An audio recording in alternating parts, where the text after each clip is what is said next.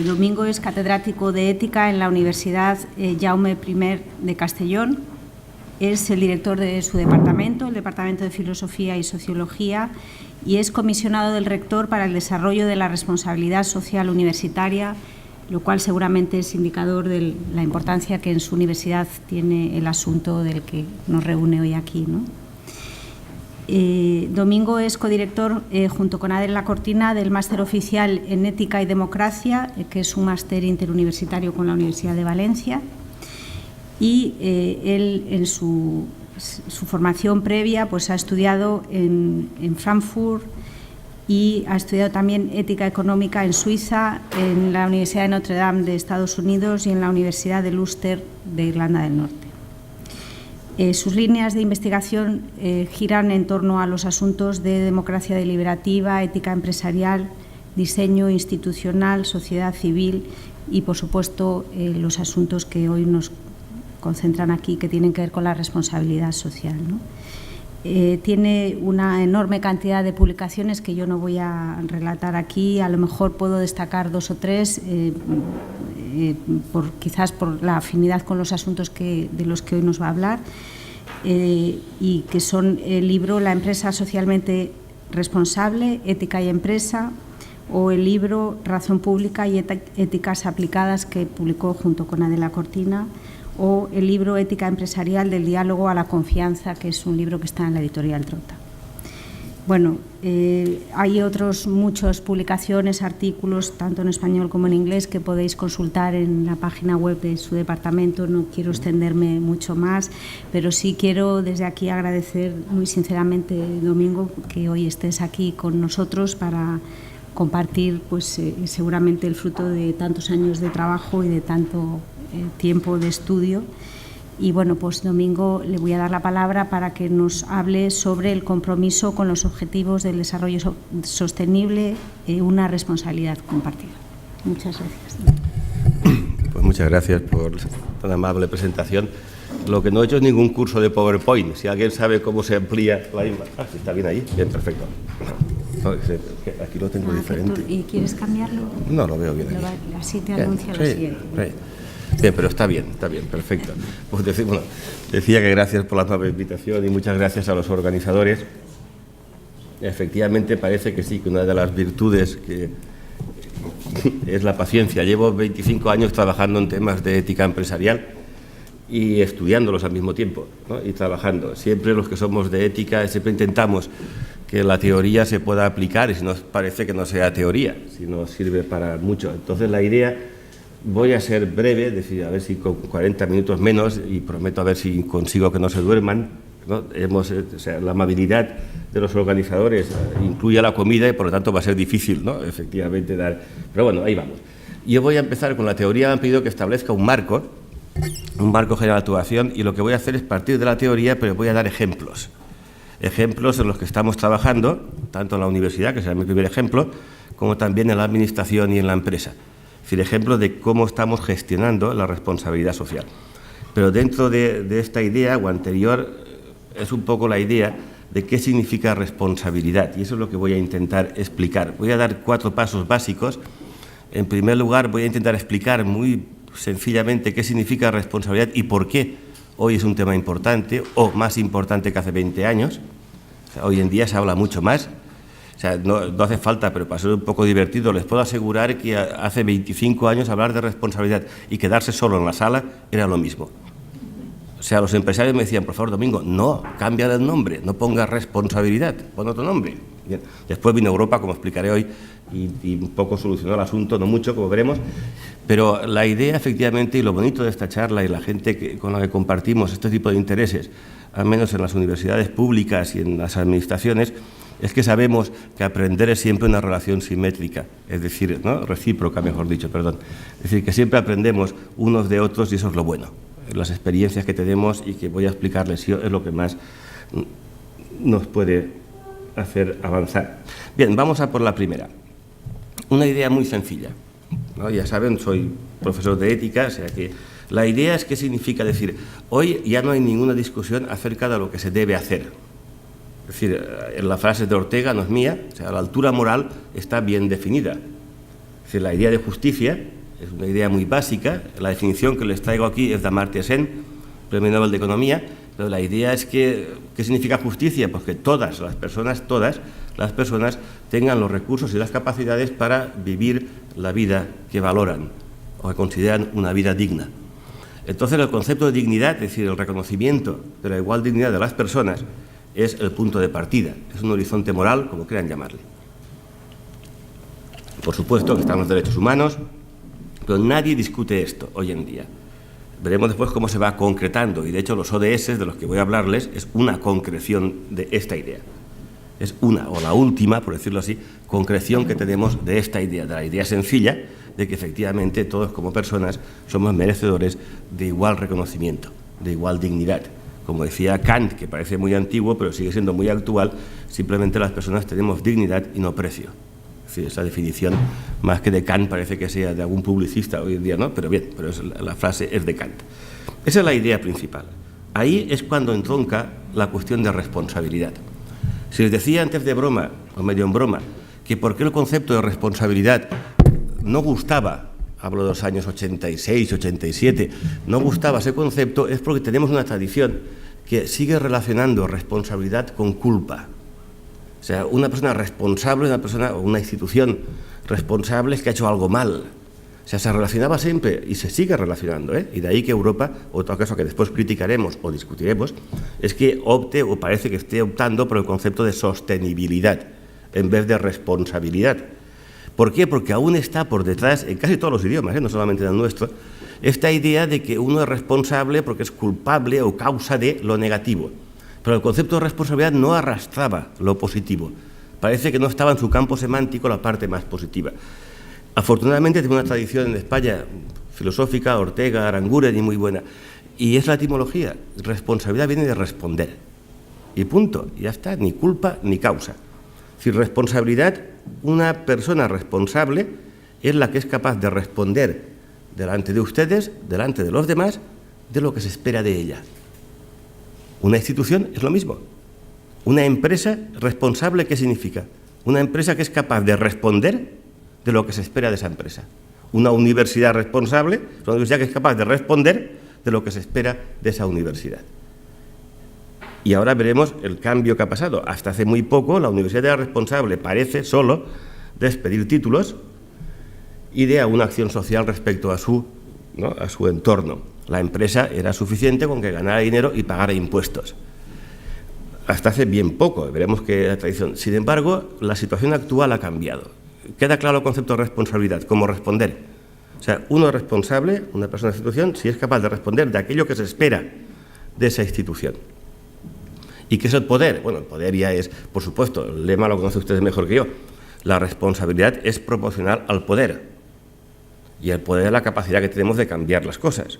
Es decir, incluso no de cambiarlas, de definirlas. Pero no voy a entrar ahí porque estaría 2 horas.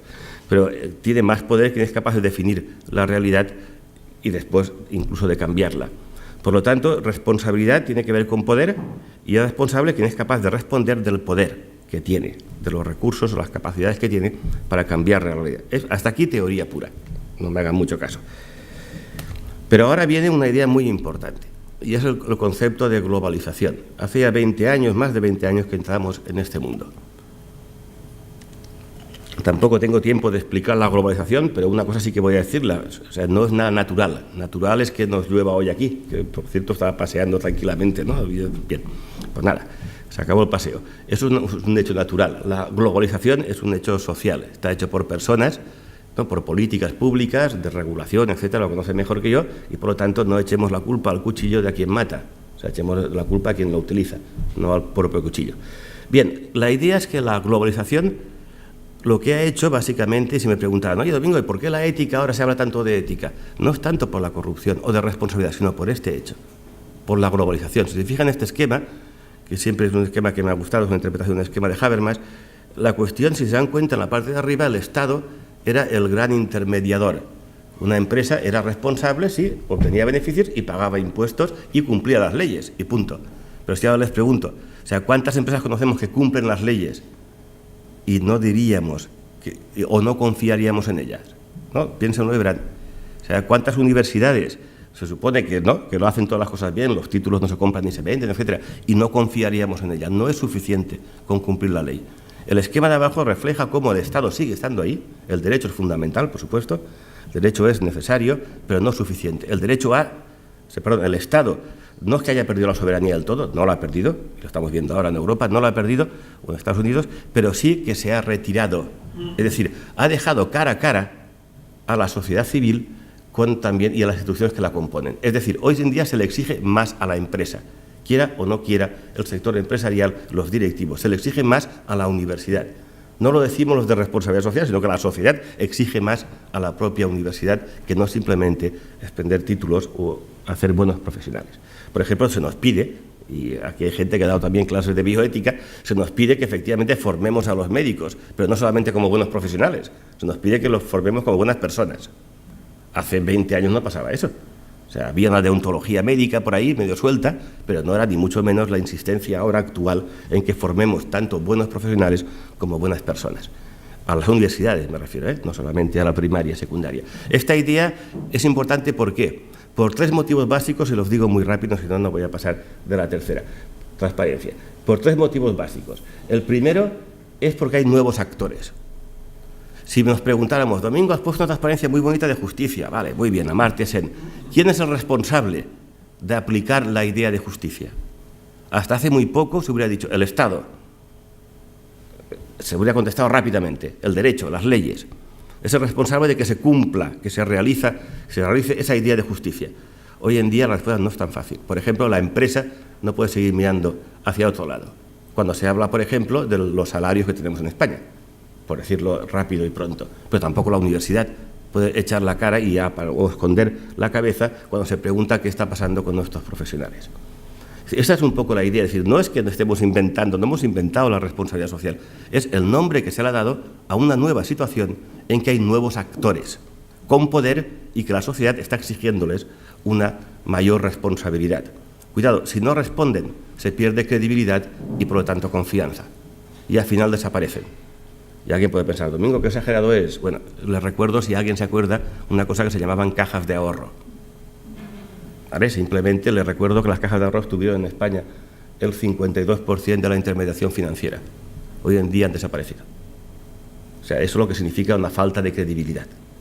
O sea, que no estamos hablando solamente de la pintura con que pintamos la casa, sino del núcleo que justifica y da credibilidad a nuestras instituciones.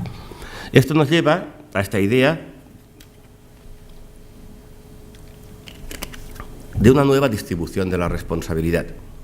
Sí, insisto, hay, por supuesto, la idea de justicia, está ahí, esa idea, llámenle como quieran, derechos humanos, justicia, me da igual el nombre que quieran llamarle, universalismo, moral, como quieran.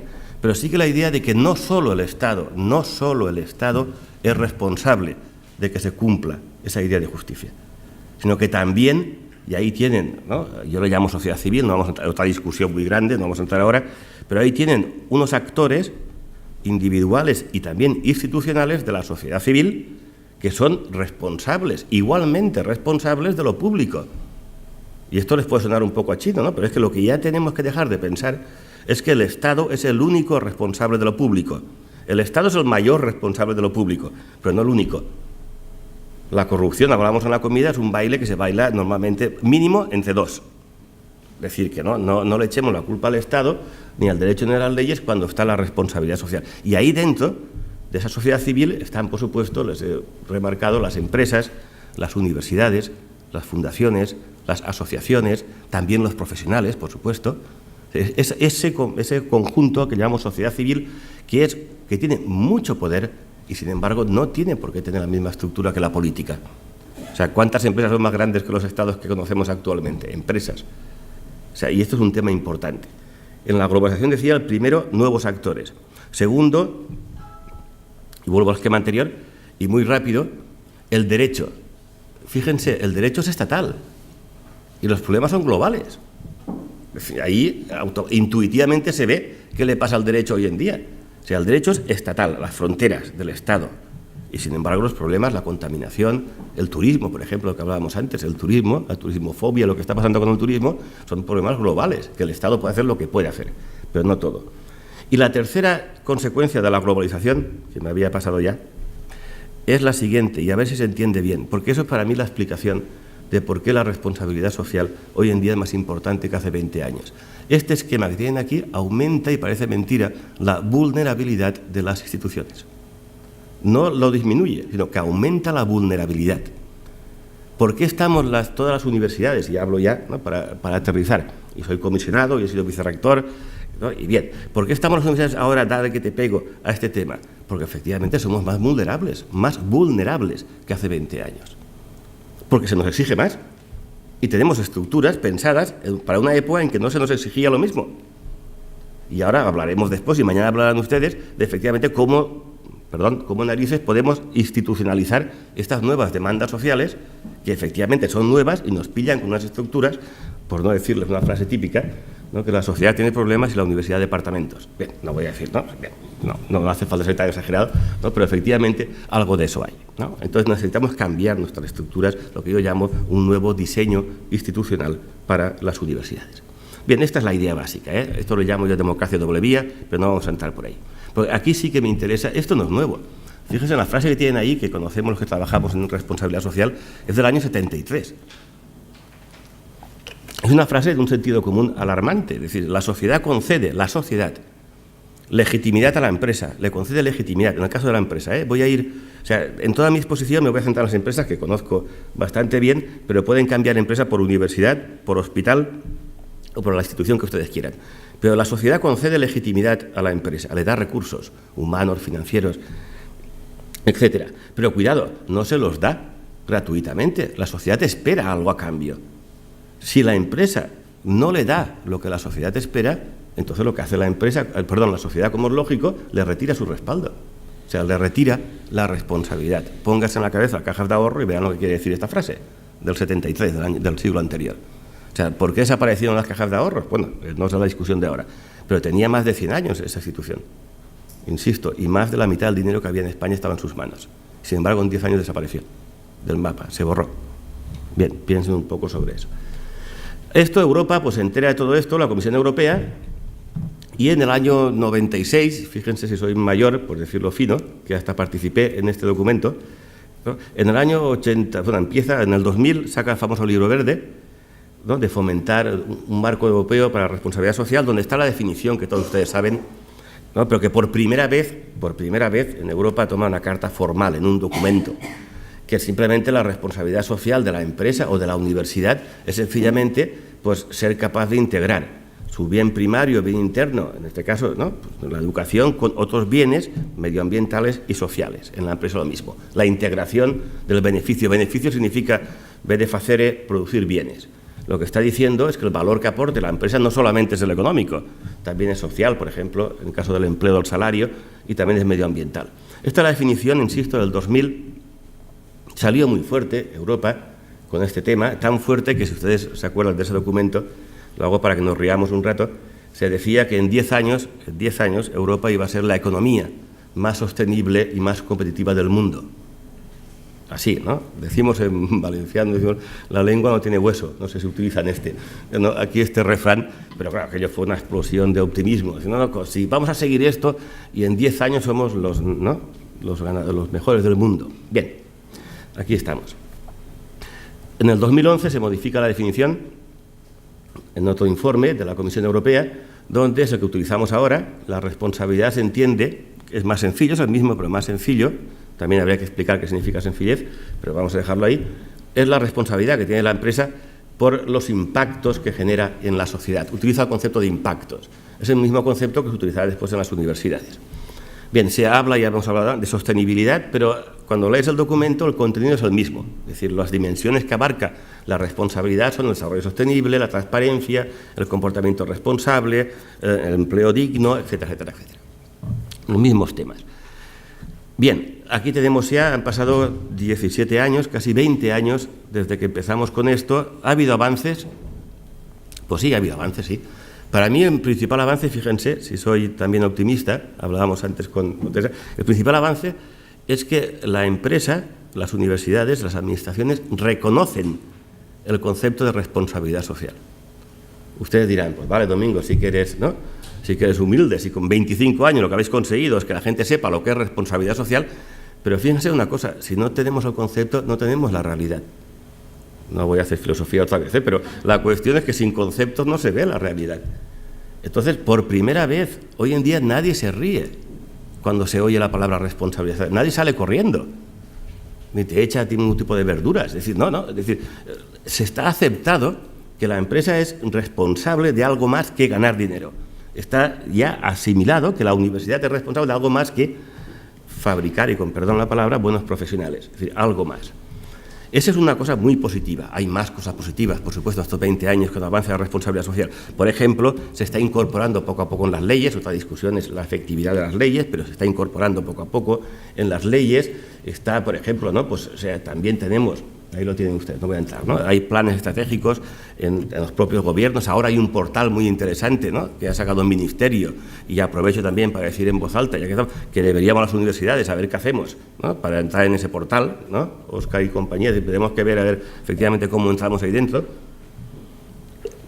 O sea, que se está avanzando, sí que se está avanzando en responsabilidad social. Y aquí tienen, claro, ese avance que ha considerado que aquí hay hoy en día, ¿no?, una explosión, iba a decir una traca como en las fallas de Valencia, ¿no?, una explosión.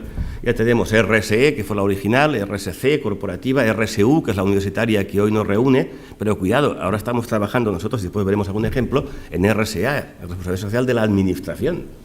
Están entrando muy fuerte las administraciones. Por lo tanto, claro, o sea, esas son las ventajas, pero cuidado, hay que ser realistas. ¿Qué significa realistas? Que cuidado, antes lo decía de broma, hay unas críticas muy fuertes a la responsabilidad social, muy fuertes. Por ejemplo, han pasado 20 años. ¿Y qué ha pasado con la crisis? O sea, ¿cuál ha sido la efectividad, la utilidad, ¿no?, de la responsabilidad social? Entonces, hay una perspectiva crítica, un criticismo muy fuerte, diciendo, mira, Domingo, eso es superficial. Lo que estáis haciendo simplemente es la famosa frase que ya nos criticaban cuando hablamos de ética de empresas en los años 80, la ética lava más blanco. Es decir, la responsabilidad social lava más blanco. O sea, tú quieres que quedar bien, pues dale un toque de responsabilidad social. Es superficial, es una crítica muy fuerte, ¿eh? Es decir, que hay que armarse bien. Yo las tengo todas, creo que puedo contestar. No tengo tiempo, pero después en una discusión, si quieren, no podemos entrar. La otra, también muy importante, crítica, es que estamos hablando de camuflaje. Si ustedes quieren ver las mejores memorias de GRI, vayan al IBEX 35. Tienen las mejores memorias, es una maravilla aquello, es decir, a todo color, un montón de millones de euros que habrá costado, es decir, lo ves aquello y estás tentado de poner una vela, ¿no?, por la noche, es decir, ¿no? Bueno, me callo ya, ¿no? Bien, pero simplemente es camuflaje, imagen y camuflaje. Es decir, muchas veces la responsabilidad social se ha utilizado para camuflar la injusticia, y eso efectivamente es una buena crítica que hay que tener en cuenta, porque por aquí voy a introducir los ODS yo después. Y por último, la tercera, que no creo que sea la más acertada, pero sí que es la más extendida, es que se habla de responsabilidad social para evitar o frenar la responsabilidad jurídica. Es decir, que sí, mucha voluntariedad, pero lo que hacéis con la voluntariedad es que efectivamente impedís que las leyes entren. Esta última crítica a mí me pone muy nervioso, porque no es verdad de ningún tipo, o sea, es la más floja de las tres. Es decir, porque la gente confunde voluntariedad con arbitrariedad o con discrecionalidad. Y no, oiga, ¿no? O sea, una empresa lo hace, una universidad lo actúa voluntariamente, pero lo actúa porque la sociedad civil se lo está pidiendo. Puedes hacerlo o no puedes hacerlo, en ese sentido es voluntaria, pero no es arbitrario. Eso también se puede discutir después. En definitiva, ahora estamos en un momento, no sé si se acuerdan del bolero, quítate tú para ponerme yo. Pues bien, esto parece lo mismo. Ahora es economía del bien común, ¿no?, teoría del valor compartido, economía civil. Es decir, aparece una explosión de nombres diferentes como si todos quisieran ocupar el lugar que durante 20 años ha ocupado el concepto de responsabilidad social. ¿Qué quieren que les diga? Pues no, es decir, no, lo siento. Es decir, si hemos conseguido, me da igual el concepto. De hecho, no utilizo hasta ahora, voy a introducirlo ahora, el concepto de ética. O sea, me da igual el concepto. Lo que no puede ser es que si hemos conseguido, que con el concepto, esa es mi opinión, por supuesto, si con el concepto de responsabilidad social hemos conseguido que se impregne la empresa y que no pueda esconderse de ese concepto ni la universidad, vamos ahora a cambiarlo por economía del bien común, que me parece muy bien, cuidado. O sea, pero, oiga, ¿no? O economía civil, bueno, por no hablar de colaborativa y compartida y distributiva, que ya empieza la cosa, ¿no?, a complicarse mucho más. Esta es la parte crítica. Viene la parte constructiva. Y yo les diferencio, y muy rápidamente, yo creo que son conceptos diferentes. La ética de la empresa o de la universidad de su responsabilidad social. A ver si consigo explicarlo muy rápido. Ética, y no se preocupen, no va a pasar de 30 segundos. Ética, la etimología, significa carácter. Ética, del ethos en griego, moral, ¿no? En latín significa carácter, costumbre. Si cuando hablamos de ética, al menos cuando yo les hablo de ética, estoy hablando del carácter de las instituciones y de las personas. O sea, y el carácter no cae del cielo. Igual que decía, ¿no? Que el carácter es de las personas, su destino, también de las empresas y de las universidades es su destino, el carácter. ¿Y qué es el carácter? ¿Qué hacemos con la libertad que tenemos? Eso es el carácter. ¿Cómo se hace el carácter? Pues todos los días, y bueno, hay que levantarse temprano, pues no se levanta y al final consigue.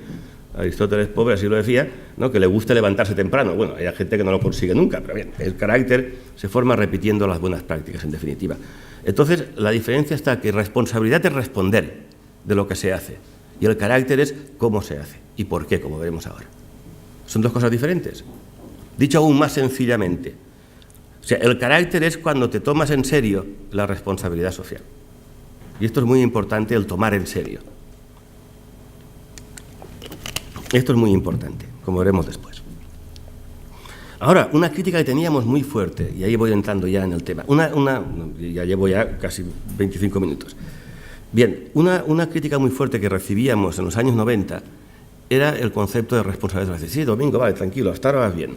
Pero ¿de qué es responsable la empresa? Los empresarios preguntaban, ¿no? En las universidades aún no había aparecido este concepto, pero preguntaban en la empresa, sí, bien, pero esto es arbitrario, es decir, es contingente. O sea, a ver, ¿quién define a nivel mundial lo que es responsabilidad? Eso era una crítica muy fuerte en los años 87. Hoy en día no lo es. El esquema es el siguiente, y aquí es donde entran los ODS.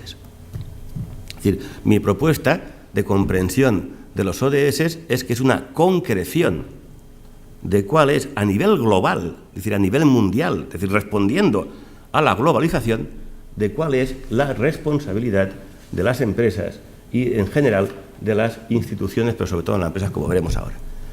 Es decir, entonces no hay que confundir una cosa con la otra. Es decir, ODS, ¿qué son? Digo porque muchas veces en las propias universidades los ODS los lleva cooperación, internacionalización, en otras los lleva responsabilidad social, en otras no sé qué, y al final competimos en saber quién le quita un ODS a otro. Es decir, no, el 15 es mío, ¿no? Que es mío. No, vamos a ver, no, en las empresas lo mismo, cuidado. Es decir, no critico a las universidades.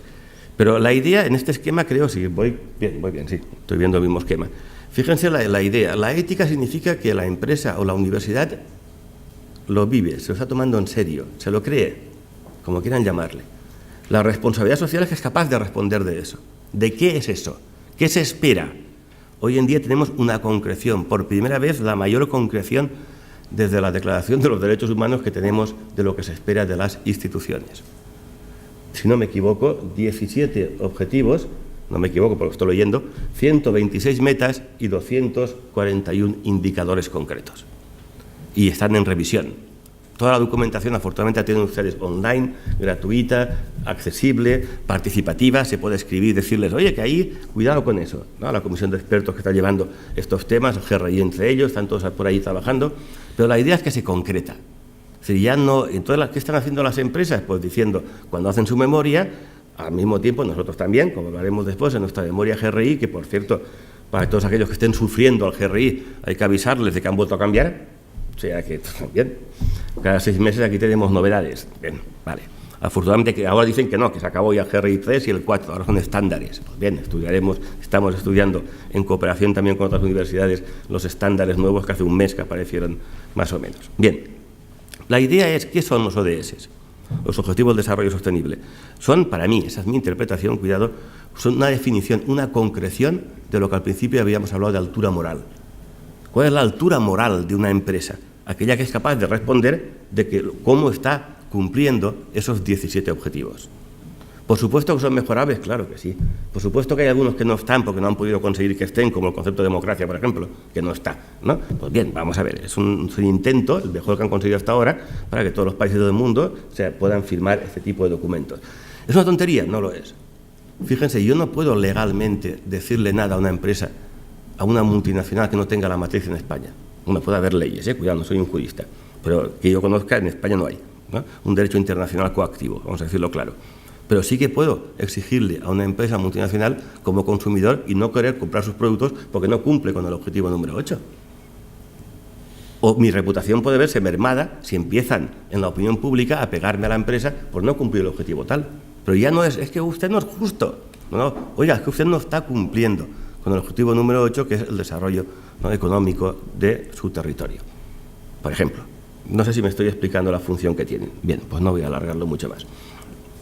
Ahí se dividen en objetivos, metas e indicadores. Nosotros estamos ahora haciendo nuestra primera memoria, es decir, que no vengo aquí a dar lecciones cuando ustedes tienen 3 memorias ya, nosotros vamos por la primera, pero claro, como nos ha pillado pleno cambio, pues ya estábamos en el G4 y de repente, ¿no?, nos vamos a los estándares ahora, pero en octubre queremos presentarlo al claustro, noviembre, la primera memoria, estamos trabajando en esto y por supuesto estamos a su servicio como universidad para cooperar y colaborar en todo lo que aprendamos, porque he dicho al principio que el aprendizaje siempre tiene que ser recíproco. ¿Cuál es? Este es un documento que tienen ustedes a cualquier, si aquí tenemos gente que esté en la empresa o incluso en la universidad. Los ODS, ¿qué diferencia hay con el Pacto Mundial o con el Primer Horizonte? Fíjense, por primera vez, los ODS van dirigidos, porque no había más remedio, pero por primera vez la ONU lo reconoce, al actor principal hoy en día con más poder, que son las empresas.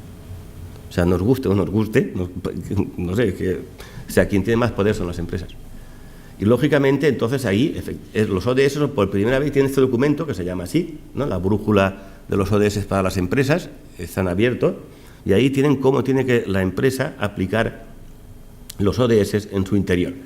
Ahí tienen, voy adelantando, ¿no?, y ya claramente los define como prioridades, aspiraciones. A mí no me molesta nada la palabra aspiración, es decir, la palabra horizonte, está claro que cuando más está cerca, más lejos está. Pero bien, aún así sí que señala la dirección. Y lo peor es que no sepamos a dónde vamos, porque si no sabemos a dónde vamos, nunca llegamos a ninguna parte, lógicamente, ¿no? Entonces, esta es una buena definición, hablar de prioridades o hablar de aspiraciones, pero son concretas. Obliga a la empresa a decir, no, en este objetivo he hecho esto, en este objetivo he hecho aquello, etcétera, con indicadores, insisto. Bien, aquí tienen por los 5 pasos. Define muy bien los 5 pasos, simplemente igual que pasaba en la memoria, pues simplemente definir en la empresa cuáles son los 5 pasos, establecer las prioridades, ver cada año qué es lo que se puede hacer, establecer compromisos para hacerlo, integrar. Hablabas antes de lo que se decía, no, en el ADN. A mí me gusta la palabra ADN, pero me gusta más la palabra corazón, porque el ADN va a la suya, como ustedes saben, ¿no? Puede estar ahí y no se desarrolla, ¿no? O sea, para bien o para mal, tiene un ADN que está ahí y otro ADN que tenemos de hace 500.000 años que cuando se desarrolla es mucho peor, es decir, ¿no? Entonces, mejor, en vez de ADN, a lo mejor en el corazón, porque el corazón es un músculo y tiene más que ver con la ética. Es decir, ¿por qué? Porque hay que practicar todos los días ese músculo para que esté activo. Es decir, cómo introducir los ODS en el corazón de la empresa está perfectamente explicado en el documento y no voy a entrar. Sí que voy a entrar en un tema que también nos afecta. Espera, a ver, antes de que meta. Así, afecta a una idea, pero que sigue estando ahí. Parece que cuando, no sé, aquí no lo he contado aún, la gente que me conoce, pero yo estudié todo esto ya hace 25 años, mi primera entrevista con un empresario en Castellón, en la cerámica, sabe usted que tengo mucha cerámica, siempre lo cuento porque es que yo creo que para reírse antes que se me duerman del todo, ¿no? Y llamé a la puerta, Domingo García, vengo a hablar de ética empresarial. Se quedó mirando y me dijo, lo que me faltaba. Esa fue mi primera intervención en ética empresarial en la empresa. Dijo lo que me faltaba. Es decir, se ve que habían ido los sindicatos, Hacienda, y después venía, ¿no?, el de ética empresarial, ¿no?, o el otro hermano la cartera, ¿no?, como quieran llamarle, ¿no?, es decir, ¿no?, protección. Bien, aún está la idea de que la responsabilidad, la ética es un pasivo. Esa idea aún está. Un pasivo, es decir, un coste. Incluso hay gente que habla de un nuevo impuesto social. Sí, no, o sea, es que no, bueno, esto de la responsabilidad social es un impuesto que se ha inventado ahora, un nuevo impuesto. Seremos capaces de avanzar en ese tema cuando más veamos o seamos capaces de convencer con ejemplos, con datos, con hechos, con realidades de que es un activo, de que no es un pasivo. Hablan, aquí lo tienen, ¿no?, ahora se habla, esto para que vean que estoy al día, de disruptores corporativos, ¿no? Son conceptos que utilizan los consultores y todo, ¿no?, y también el informe Cotec y cosas de estas, ¿no? Bien, pues bien, utilicémoslo también, me gusta la palabra, es decir, hay innovación, por supuesto que hay innovación en temas de ética y de responsabilidad social, y esa es el gran reto, es convertir en un activo lo que parece un pasivo, convertir la responsabilidad social en una oportunidad social. Eso dicho en una escuela de negocios queda muy bien. O sea, los que estamos en la pública pues sabemos que bien, nos cuesta un poco más convencer a los nuestros, pero bien, esa es la idea. Ahora bien, ¿cómo demostramos? Y esto es lo que quería comentarles. Normalmente cuando hacemos cuando hacemos alguna, y voy a entrar ya en los ejemplos, cuando hacemos algo, esto es la teoría de las 3 Cs, también es típica en la gestión, cuando hacemos como institución o como persona, cuando nos motivamos, parece que hay 3 motivaciones básicas. La primera es la conveniencia, la estrategia. La segunda, la coacción, las leyes coaccionan. Y la tercera, la convicción. Siempre que habla de convicción, el compromiso moral, la obligación moral, siempre la gente te mira como diciendo, ay, señor, bien, no, va bien. Vale, pues fíjense, no se dan separadas. Es un error que hemos tenido muchas veces pensar que la convicción está separada de la conveniencia. ¿Por qué tiene que estar separada la convicción de la conveniencia? ¿Por qué la ética tiene que ser opuesta a la estrategia? ¿Por qué la ética no se puede convertir, como yo he escrito por todas partes, como un recurso moral? Como un recurso a utilizar. Pero precisamente un recurso que es muy peculiar, no puedes cogerlo como puedas. O eres sincero o no generas confianza. Pero bueno, esta es un poco la idea de las 3 Cs. Bien, ¿cómo demostrar que vamos en serio? Y voy, si no, no voy a... Fíjense, mañana van a hablar ustedes de gestión ética, de la responsabilidad social, yo les introduzco algo. Si la responsabilidad social se pudiera definir, que también alguien hablaba antes, ¿no?, de simplemente decir, hablaba el vicerrector de que muchas veces no decimos lo que hacemos. Pues bien, utilizando un poco dos, ¿qué es responsabilidad? Decir lo que hacemos y hacer lo que decimos, por supuesto, claro, las dos. Fíjense, esta es la estructura que estamos utilizando incluso en mi universidad. Y es una estructura que ya llevo tiempo defendiendo.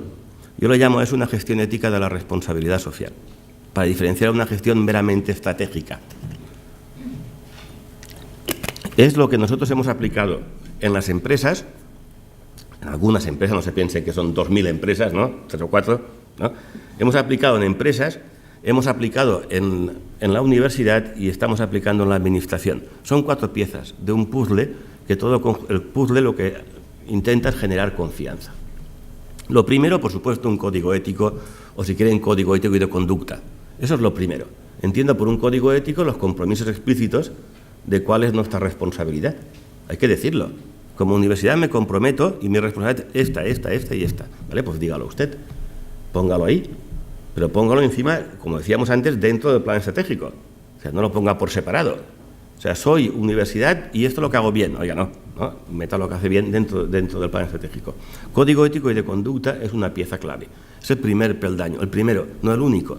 Hoy en día una universidad, una empresa que tenga solo un código ético, pues no genera confianza, genera cachondeo. Es decir, ¿no?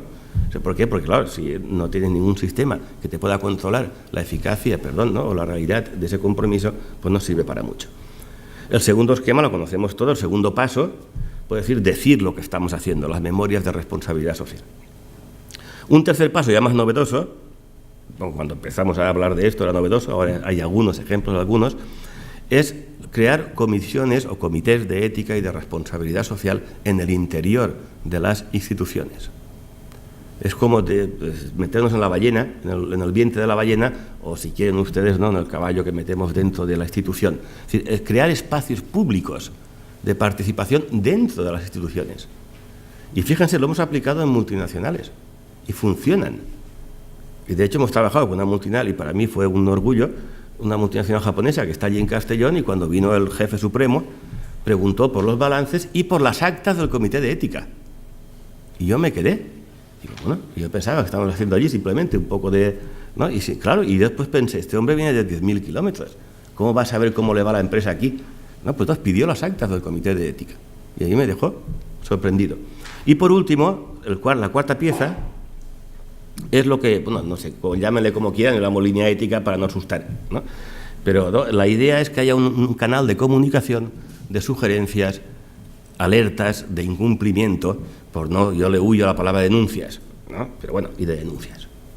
Nosotros esto lo estamos aplicando en mi universidad, por eso me han nombrado, ¿no?, porque me tiene mala fe, porque es amigo mío el rector, ¿no?, comisionado. Es decir, hemos hecho el código ético, está en exposición pública, se aprobará el mes que viene, la memoria la haremos para noviembre, y la comisión de ética, ya les digo también un poco, se va a aprobar en el claustro ahora, ¿no?, en el 7 u 8 de junio, o sea, dentro de 2 semanas.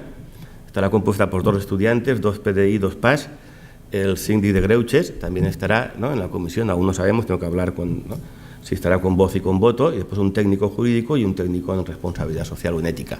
Por ahora esa es la idea que tenemos en la cabeza. Cuando se haga la memoria de responsabilidad social, no sé aún quién la va a hacer, porque un tema que tenemos que discutir es quién se va a encargar de esto. Lo que sí que sé es que tiene que pasar por esa comisión. O sea, preciso. O sea, alguien tiene que controlar eso. O sea, una memoria de GRI hecha por el departamento de marketing, como comprenderán, no va a generar confianza. Entonces, la idea es que pasen por la comisión. Las denuncias y alertas irán a esa comisión. De hecho, será un soporte básico para el defensor de la comunidad universitaria. La idea que está detrás es la participación. Fíjense, la transparencia es muy bonita. Sin participación no es nada. Porque ser transparente es vertical. En algún momento tenemos que meter un cruce horizontal a lo que es vertical. Bueno, ya me estoy... Sí, lo estamos aplicando en turismo, fíjense, por eso estamos hablando de turismo. En la Comunidad Valenciana una ley nueva de turismo, pero también un código ético y una comisión de ética para todo el sector turístico.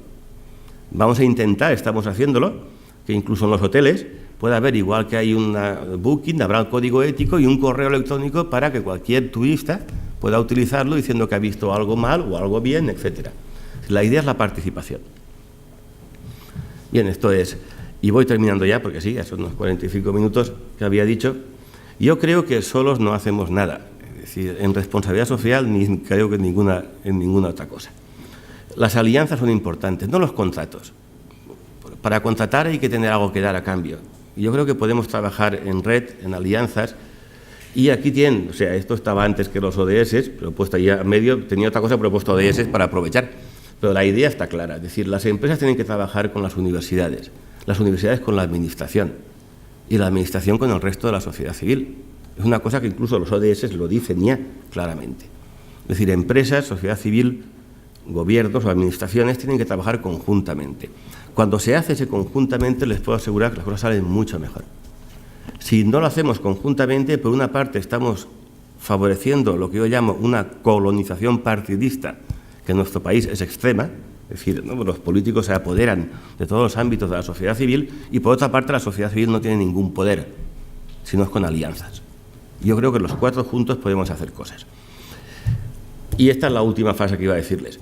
Queramos o no queramos, nuestras instituciones, es decir, universidades, también algunas, ¿no?, organizaciones solidarias y empresas somos, y esa palabra me gusta mucho, no es mía, la palabra es de, ¿no?, una filósofa, somos agentes de justicia, Honora O'Neill, la filósofa. Queramos o no queramos. Es decir, podemos elegir ser agentes de justicia o agentes de injusticia. Pero como decía Ortega y Gasset, amorales solamente son los gatos y las mesas. Muchas gracias.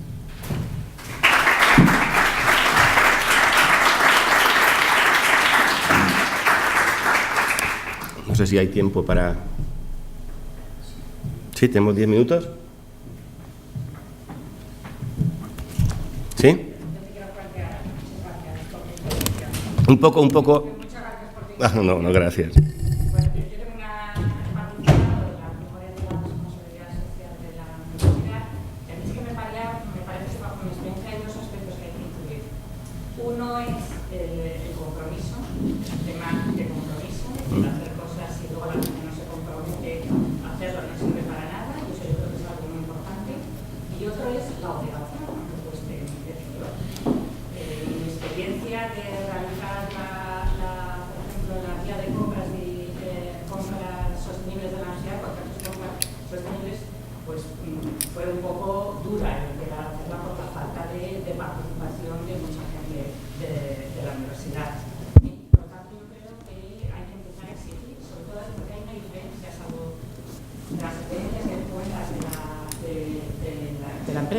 Y es que la universidad es una institución pública. Por lo tanto, todos como funcionarios deberíamos de estar obligados a participar, y luego ya, en función de cómo es cada persona, el compromiso de la universidad debe ser muy fuerte. Esa es un poco de mi experiencia. Dos palabras que yo creo que son fundamentales en la responsabilidad.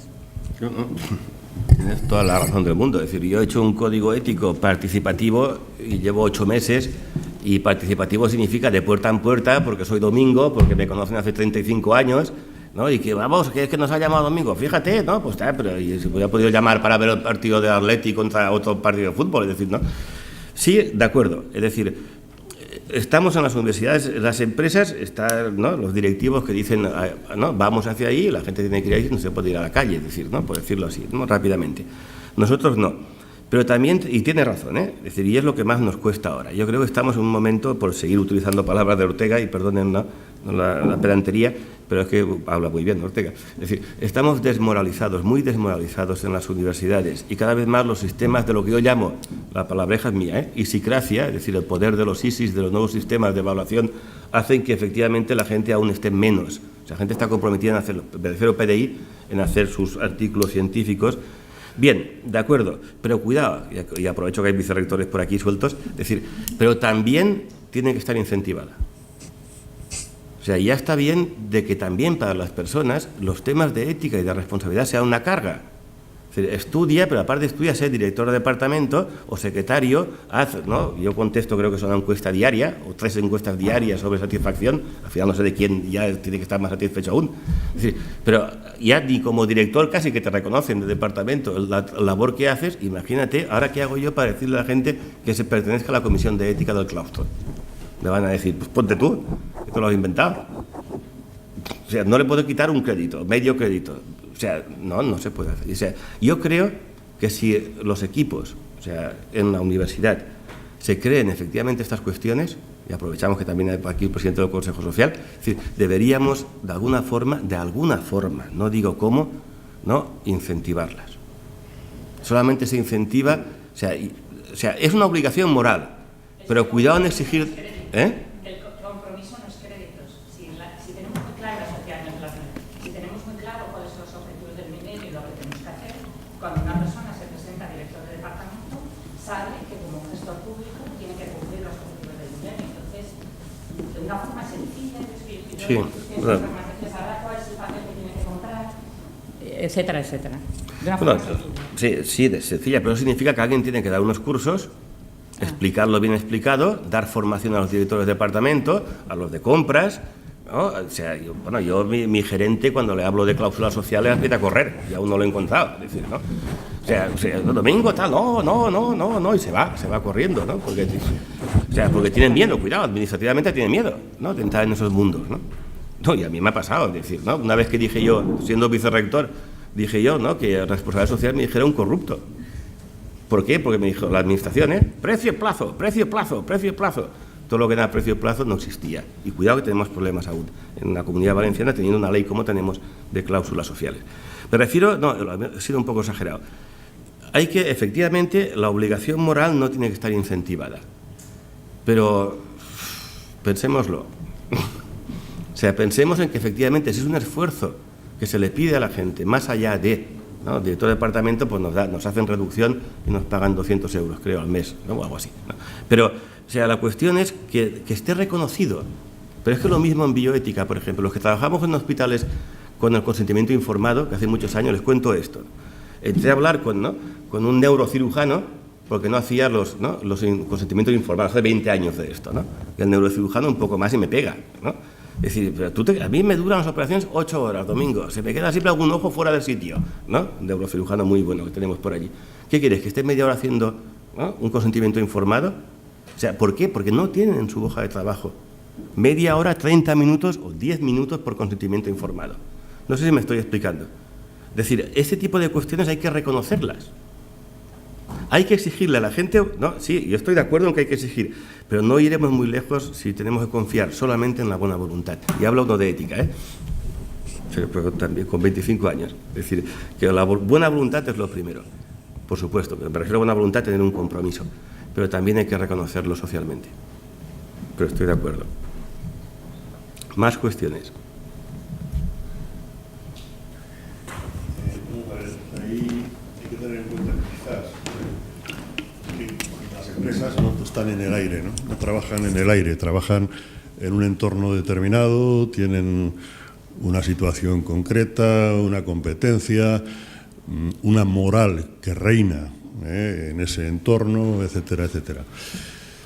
A mí no me ha tocado nunca, pero me pongo en la piel de un directivo de construcción, por ejemplo, en el que tiene que decidir entre perder un contrato y dejar de dar trabajo a una serie de personas que tienen a su cargo, o el de pagar una mordida, por ejemplo, porque si no paga la mordida pues se queda sin trabajo. Yo creo que también hay que tener en cuenta un poco que es más fácil seguramente ser éticamente responsable en Suecia que en Colombia, por ejemplo, ¿no? Y eso ahí tenemos que considerar ese aspecto también, ¿verdad? Digo yo, ¿eh? No, y aparte muy bien dicho. Es decir, yo, vengo de una comunidad que no es la única en España, pero como saben ustedes, pues hemos tenido bastantes problemas. Y hemos trabajado con empresas. Lo que usted dice, o sea, a mí se me ha dicho a la cara. Es decir, ¿no? Entonces, tenemos que hacer esto. ¿No? En este caso era solamente el 3%, o sea, no era mucho. Ha llegado al 10%, es decir, ¿no? Pero sí, es decir, nosotros en ética decimos la frase de ni héroes ni mártires. Es decir, si tienes que ir por la vida de héroe o de mártir, lógicamente te están pidiendo, técnicamente se llama acciones supererogatorias, más de lo que toca. No, vamos a ver. Pero yo también les contestaba a los empresarios, y de hecho en público, es decir, que hemos tenido muchas reuniones acá en la Comunidad Valenciana. Si cuando pasó la primera vez se hubieran reunido, se hubieran unido, como se han unido ahora, ¿no? Y hubieran plantado cara, ¿no?, a los políticos corruptos, hubiera sido diferente. O sea, yo no estoy diciendo que efectivamente, o sea, el problema, creo yo, no estoy de acuerdo conmigo, el problema es cómo hemos llegado a esa situación, de que si no pagas el 3% no trabajas. Que ahora, por cierto, porque está saliendo todo al mismo tiempo, claro, ¿no? El problema es que ha pasado, y siempre es el mismo problema, claro, es el problema del gorrón, es decir, del que dice, no, yo sí que voy, te digo a ti que no voy, pero sí que voy y me quedo con todo, ¿no?, con todo el parque público, con todas las escuelas. Solamente la corrupción en escuelas prefabricadas, en la Comunidad Valenciana, son 1.200 millones de euros. En escuelas prefabricadas, solamente en ese caso. O sea, la respuesta que yo siempre di, y creo que se ha aprendido bastante en esa cuestión, es que hay que ir unidos. Tanto los empresarios como los trabajadores y los sindicatos como los profesores de universidad. O sea, solos no hacemos nada. Entonces, si efectivamente el primero que le pasó se hubiera reunido, como hay asociaciones de empresarios, mirad lo que me pasa, es decir, vamos a ver con quién hablamos, ¿no? No hubiera pasado durante casi 20 años lo que ha pasado en mi comunidad. Esa es la idea. Ahora, por ejemplo, nosotros estamos trabajando para la administración, las universidades, nunca había pasado antes. ¿No? Iban a consultoras, también trabajan consultoras, claro, pero es que tenemos nuestro conocimiento es público. Nos ha pagado, ¿no?, públicamente para ser expertos en algo, lo que podemos llegar a ser. Pues ahora por primera vez, hablo de la Comunidad Valenciana, por primera vez en 20 años, ¿no?, nos llaman la administración para que ayudemos. Y claro que sí, es nuestra obligación. No sé si me estoy explicando. Es decir, esta idea que tienen ahí, decir, solos no hacemos nada, ni empresarios, ni trabajadores, ni profesores. Solos nunca. O sea, hay que intentar esa idea de asociarse o de la unión para plantar cara, porque si no seguirá pasando, de una forma o de otra. Y como usted ha dicho muy bien, en la Comunidad Valenciana, y vamos, no poder trabajar, simplemente no poder trabajar, tienes que cerrar la fábrica si no pagas el 3%. Más cuestiones.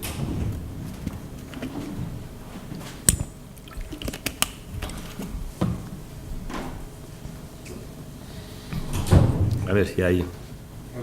¿Podrías desarrollar un poco la cuestión de los límites? Más allá de lo que pueden ser reticencias, digamos, por desconocimiento o por no participación, o aparte de los que comentabais hace un momento también, entre lo que es el compromiso y el reconocimiento de tal, algunos límites que impiden que incorporar, ya bien en el plano administrativo, institucional o en el propio tejido social, ¿no?, que impiden o dificultan o ralentizan, ¿no?, los procesos de incorporación de la responsabilidad social a nuestra actividad, no solo en la universidad, por supuesto. Sí, ahora pienso que antes he sido muy duro contestando, porque a veces... Vamos a ver.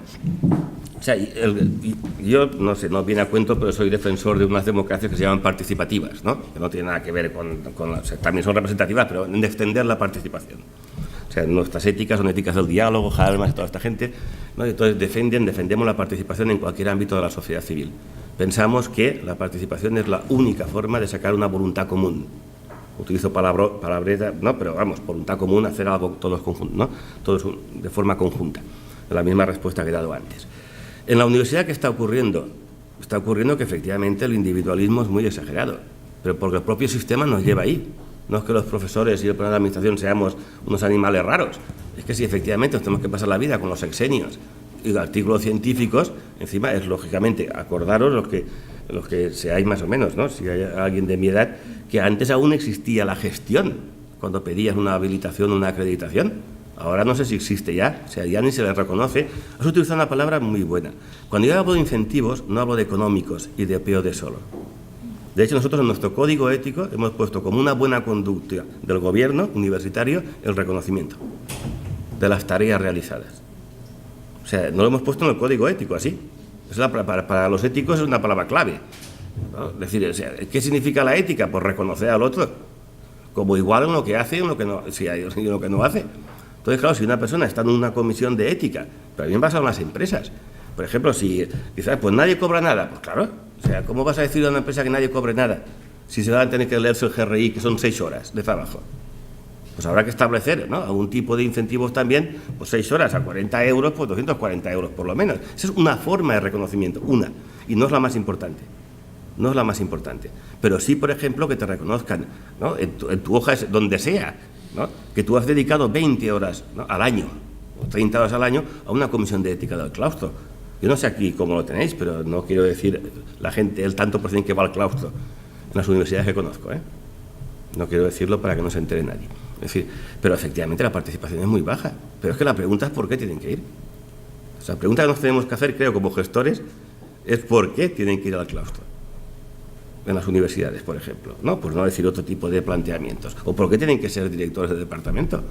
Antes había poder y cosas de esas, pero ahora, bueno, poder, ¿no? O sea, el poder distribuir una miseria económica, es decir, que encima no pueden ni distribuirla.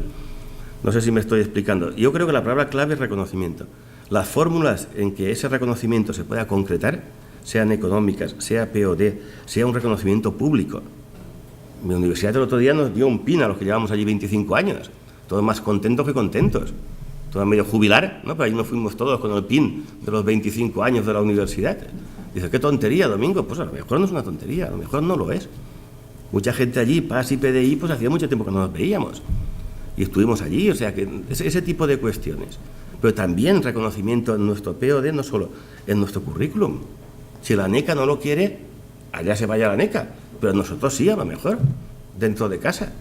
No sé, esa es un poco la idea. Yo creo que la participación, una vez hablando con el rector, decía, bueno, es que no, bueno, deja de pagar la nómina esta semana. Tarda 6 días en pagar la nómina. Y verás tú cómo se llena el claustro de gente, ¿no? Es una crítica, es decir, una autocrítica, pero es así. No sé si, ¿no?, estamos de acuerdo. Nosotros lo hemos puesto en el código ético. Que se haga o no se haga, la cuestión del reconocimiento ya no lo sé, pero puesto está. Más cuestiones.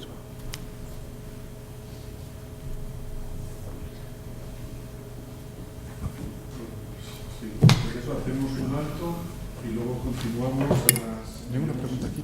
Quedado a las 6:30. Tenemos un café aquí, si podemos continuar la charla también entre... ¿Sí? Yo voy a quedar. Muchas gracias. No, pues gracias a vosotros por la paciencia.